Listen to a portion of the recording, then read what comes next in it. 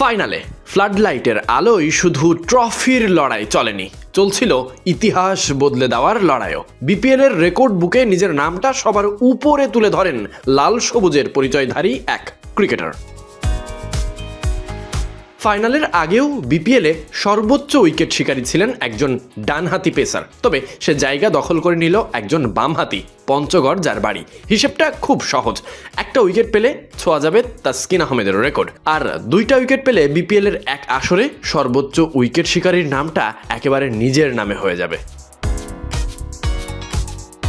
উক্ত cricketer tournament সেরার পুরস্কার জিতেছেন একজন বাংলাদেশি বোলার। বিপিএল এর ইতিহাসে এই প্রথম কোনো বিশেষজ্ঞ বোলার হিসেবে পেলেন টুর্নামেন্ট সেরার পুরস্কার। ট্রফির পাশাপাশি 10 লক্ষ টাকা অর্থ পুরস্কার পান পেসার শরীফুল ইসলাম।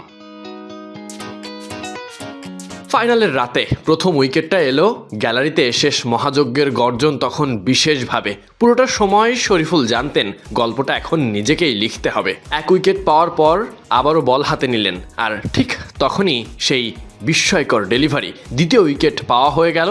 এই একই মুহূর্তে বদলে গেল বিপিএল এর রেকর্ড বুক। পরিসংখ্যানের খাতায় সবার উপরে নামটা উঠে এলো শরীফুলের।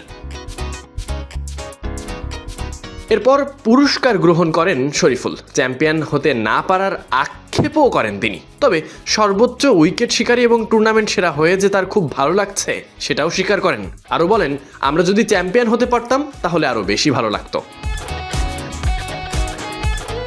এক বছর আগেও এই জায়গা ছিল তাসকিন আহমেদের। দুর্বার রাজশাহীর হয়ে 12 ম্যাচে 25 উইকেট নিয়ে ভেঙেছিলেন সাকিব আল হাসানের বহুদিনের রেকর্ড। তার আগে 2018-19 মৌসুমে সাকিব আল হাসান 23খানা উইকেট নিয়েছিলেন সবার উপরে।